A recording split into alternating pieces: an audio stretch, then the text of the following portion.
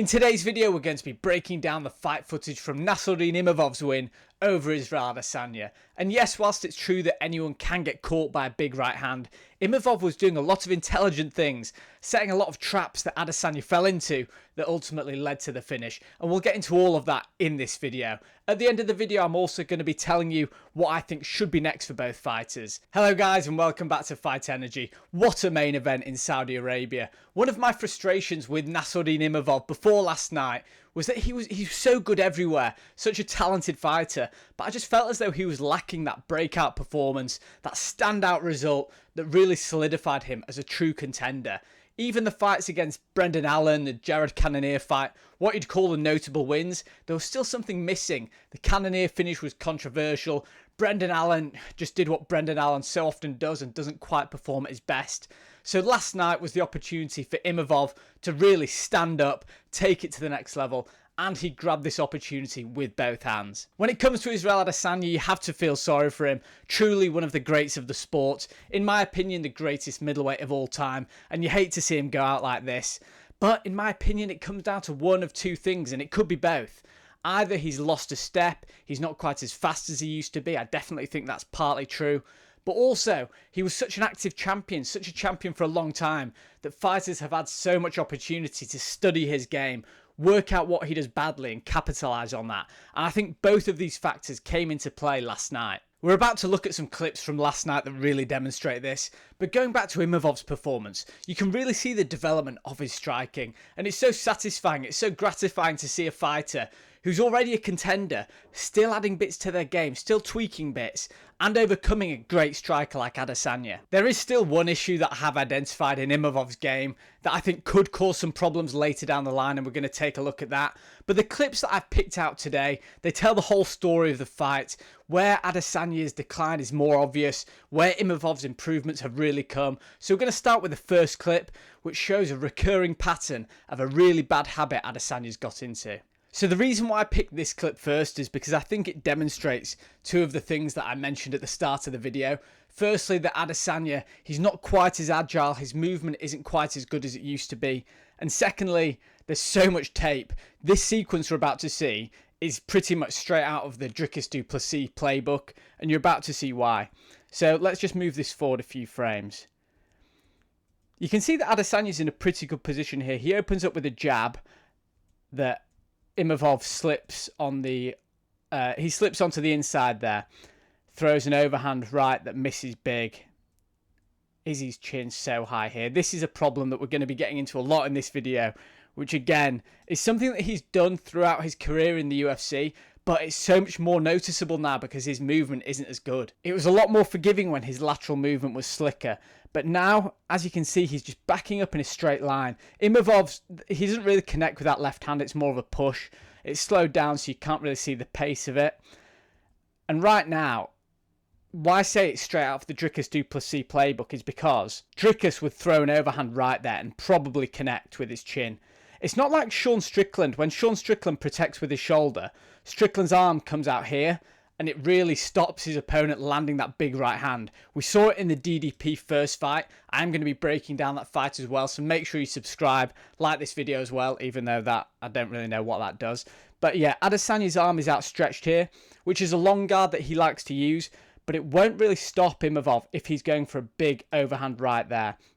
But anyway, it keeps playing out, and he's able to drive him against the fence. And there's no sideways movement from Adesanya, backing up in a straight line with his chin high. And this is just over a minute into the first round. Not a great sign of things to come. Adesanya's movement. I remember the fight against Derek Brunson when he really burst onto the scene in the UFC. That was all angles. I remember slipping, the angle changes, cutting angles. Derek Brunson couldn't even see him because Adesanya wasn't in front of him. He was to the side landing shots, to the other side landing shots. Seeing this fighter just moving straight back against the fence, so easy to push him back. He actually does some nice defensive grappling here, but at the same time, this isn't where Adesanya wants to have the fight. He wants to be out there in the middle of the ring, dictating the range.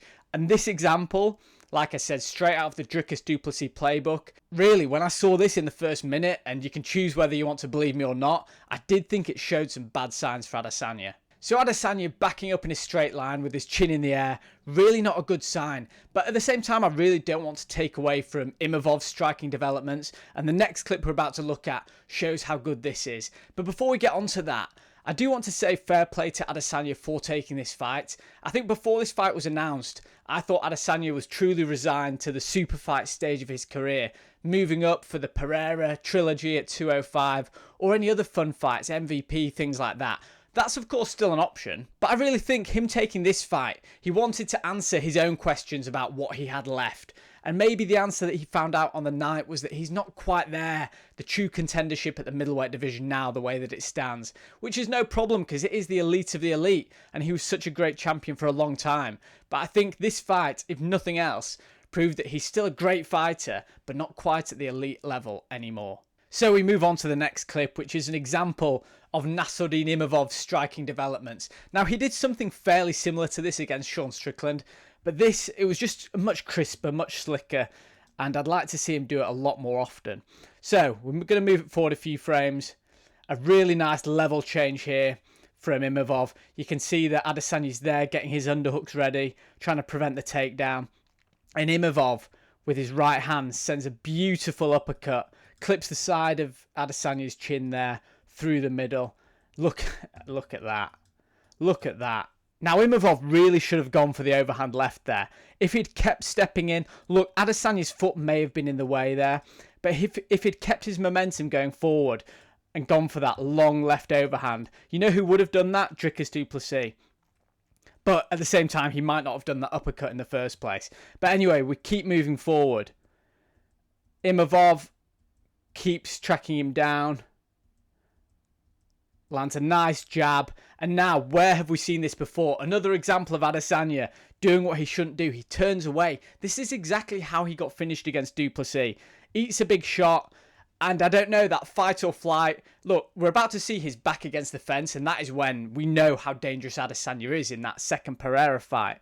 But here, turning away rather than firing something back just shows me that a bit of sharpness has been lost. Again, this isn't a criticism. Everyone gets older. I do love Adesanya as a fighter. And like I said, not being at the top level isn't a criticism. But anyway, as you can see, Imavov keeps walking him down. I wish that he'd thrown that overhand left. I'd have been really intrigued to see if that had landed. So we're going to keep moving it forward. I do actually think that after landing that big uppercut and getting Adesanya's back against the fence again, Imavov actually thought that Adesanya was probably more hurt than he actually was. But I said it before, we know how dangerous Adesanya is in this position. He's forced into a firefight. He can't back up anymore. So we're going to move it forward a few frames. And as you can see, Imavov throws a left hook that misses. And Izzy just catches him with a clean left hook there. And then a right hook, a skimming right hook on the other side. And this is similar to the combination that finished off Pereira in the second fight. Almost exactly the same. I remember that big right hook chopping down on Pereira's head that ultimately left him unconscious. So I don't think it was Imavov's best idea getting involved in a firefight against the fence after rocking Adesanya with an uppercut, especially when Imavov was getting the better of Adesanya at range in the octagon. He should have kept playing that game. And look, hindsight is 50-50. We know that that kind of position led to the end of this fight. But Imavov doesn't want to get drawn into those firefights. He's a really good striker, a heavy puncher, as we're about to find out. But in those pocket exchanges, he is liable at getting caught. We don't want to see that happening if he's going to make a true run to the title. At the same time, I'm just trying to be uber critical on Imavov because it was such a great performance. That uppercut to split the guard, the level change that brought Adesanya's hands down, all these kind of things are so important to his success. He's such a well-rounded mixed martial artist, but it's so important at the same time to pick out a couple of things that could be improved upon. So like I said, this next clip that we're going to look at shows one area of Imavov's striking game that I think could do with some more development, and it's to do with his kick. And look, the consequences of this mistake, they weren't disastrous. He went on to win the fight by stoppage less than a minute later, I think. But at the same time, when he throws kicks, he doesn't really set them up and he keeps his hands low. And I do think against a really aggressive striker or a really dynamic counterpuncher, he could really get caught by them. But I'm just going to play this clip forward now a few frames and you're going to see what I mean. As Imavov lifts his left leg up for a teep, you can see Adesanya. He steps in, causing the teep just to skim off his body, and he lands a really crisp jab right on Imavov's chin. And all that being just because Imavov's hands are down when he throws that kick, and he throws it with no setup. So often you see really good high-level kickboxers throwing leg kicks off jabs, off 1-2s.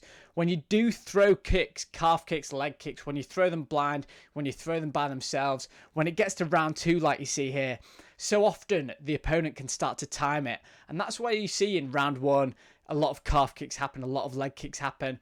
When it gets to round 2, round 3, that's when the opponent often times it and will get a jab off. A jab is a real common counter to a leg kick. And the reason why I pick out this clip, it might not seem so significant, but in his fights against Jared Cannonier, and I'll bring that clip up again in a future video, I'm sure. Those two probably won't fight again, but for Imavov's next fight, I'll probably bring it up in the preview.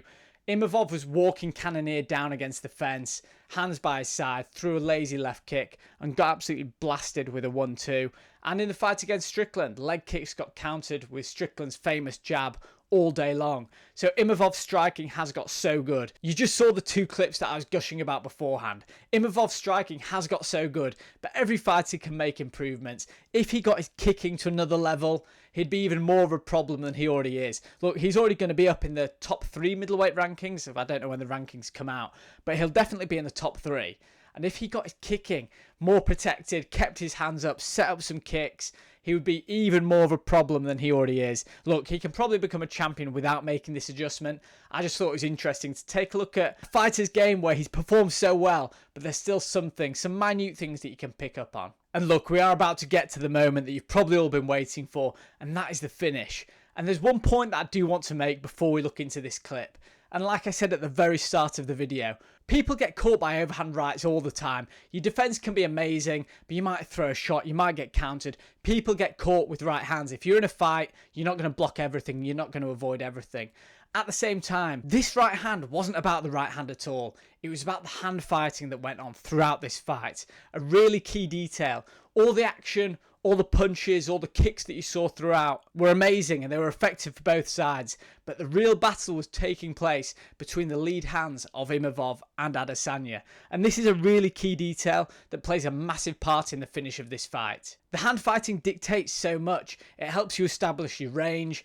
If you pull it down, it can find openings, which is exactly what happened in this finish. So with that being said, I'm going to make a big deal about the hand fighting and everything that took place in the lead up to the finish. So let's take a look at the finish of Adesanya against Imavov. Okay, so I love immediately where we've started with this clip. And this will tell you a lot about what you need to know to do with the finish. So at the moment, you can see Adesanya's got a very, very good control on Nassourdine Imavov's wrist. We're going to keep it playing for a few frames. That just means that, look, he's nullified his jab because his hand is literally in Adesanya's. But let's keep playing it a little bit. And this is a really important sign. When you break it down frame by frame, these details, look at the motion Imavov's hand makes there. A little grab. It's a little grab movement that he just makes towards Adesanya's hand as he pulls it back. We're going to keep playing through because everything's about to happen now. Imavov steps through. This left hand, it appears as though Adesanya's hand, because it doesn't just appear so, Adesanya's hand is on top of his jab. So right now, Adesanya's in a nice control position. His hand's on top of Imavov's left hand. He can pull it down, maybe come over with an elbow, something like that. But there's a very fine detail. We're going to get another better angle of this afterwards so you can see. Imavov's left hand comes down on top of Adesanya's left hand. The hand that will be defending his chin from a right hand. Imavov, he's just let go of it there, but he briefly, for a moment, pulled down that hand. And if you don't believe me, like I said, we're going to find another angle. And that overhand right is absolutely picture perfect. His shoulder, Imavov's shoulder is protecting him from a left hook that Izzy likes to throw so much. And he hits downwards. That motion goes down, right down onto Izzy's chin. Completely bamboozles him. You can see, yeah, Adesanya is just all over the place right now. And now, I love the fact that Imavov actually went for that left hook. But this adjustment, Again, it's super slow-mo, so you're not going to probably appreciate it. You have to watch it in full time after you've finished watching this video and liked and subscribed and everything. But this is going at a full whack, and Imavov, this is really, really highly skilled. How often have you seen fighters getting dropped and then fighters rushing in for follow-up shots and completely wildly missing? This is brutal. This is beautiful brutality. Imavov lands that left hook perfectly on the chin. Absolutely perfectly on the chin. And even the way that he's got his legs around Adesanya's, the pace that this is happening at, and the fact that Imavov's thinking about not only landing a huge left hook, but also being in a good, controlled, dominant position. And then I know that I've heard MMA Guru maybe said it was an early stoppage.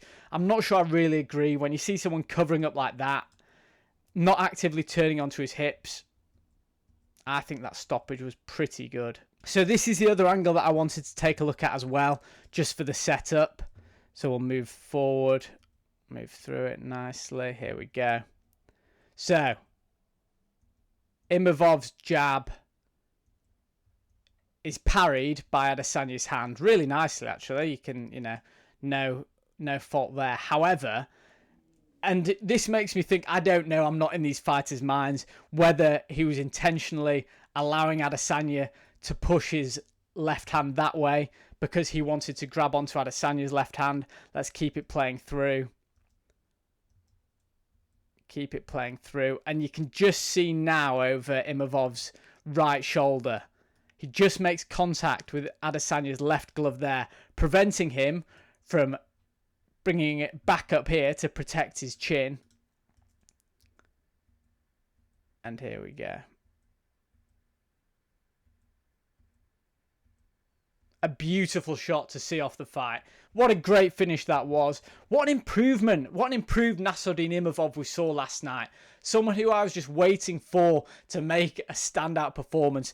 And he really did it then. Like I said, the importance of the hand fighting. Something that is often overlooked in MMA and MMA analysis. I hope that I gave a good description of it there and how important it was to getting that finish. But like I said, I was really impressed with Nassourdine Imavov. He closed out the show in spectacular fashion. And he has leveled himself up to that next level of a UFC superstar. Simple as that. They were crying out for the next big French fighter. Benoit Saint-Denis, Cyril Gane, both of them had massive question marks around their name. However, now it seems as though Nassourdine Imavov is that guy who's going to step up and be a true contender at middleweight. So let's talk about what's next for both fighters. Even though this was a great win, it doesn't appear as though the title shot is next for Imavov. I think Khamzat has been promised by the UFC that he'll get the winner between Sean Strickland and Dricus du Plessis. But I'd happily give Imavov the loser of that title fight next weekend, or against someone like a Caio Borralho, an exciting contender fight. He's in a great division now. There's so many great matchups to make. When it comes to Israel Adesanya, I just go back to what I said at the start of the video. I think he's now more in a position to be having those super fights. Alternatively, in the middleweight division, you've got the Robert Whittaker trilogy. I'd happily see that one run back. Both fighters coming off pretty devastating losses. And then there's, after this weekend, the co-main event, Shara Bullet or MVP. Everyone would like to see Adesanya in these exciting kickbox kind of matches. Even though people might think that MVP is not the most exciting fighter, I love watching him fight. I think his ability to not get hit, his ability just to close the range is amazing. Him against Adesanya would be a real chess match. I want to fight, that kind of fight that Adesanya could get really excited for. And hopefully roll back the clock and give us one more classic. But either way, Adesanya, if this is it for Adesanya, and we don't know, he didn't make any statement. He didn't take his gloves off in the octagon. But if this is it for Adesanya, then what a career he's had. Like I said, one of the all-time greats of the sport. And out from the ashes of Adesanya's career over, if it is, emerges Nassourdine Imavov, the fighter who we'd just been waiting for to have a moment like this, a real breakout performance. And he did it on a huge stage against a huge opponent. Fair play to him. Hope you guys have enjoyed this breakdown video. Take a look at the technique. I love doing it. Sean Strickland against DDP video out next week. And I'll see you guys later.